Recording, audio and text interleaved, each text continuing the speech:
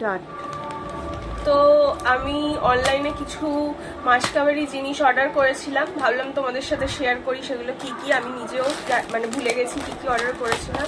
তো ফার্স্টেই টাইডের পাউডার, তারপর রয়েছে এই চা পাতা, এখানে তেল রয়েছে, আর একটা তেল আছে। ওটস অর্ডার করেছিলাম, হ্যাঁ এটা ওটস, ইকো ভ্যালির ওটসটা।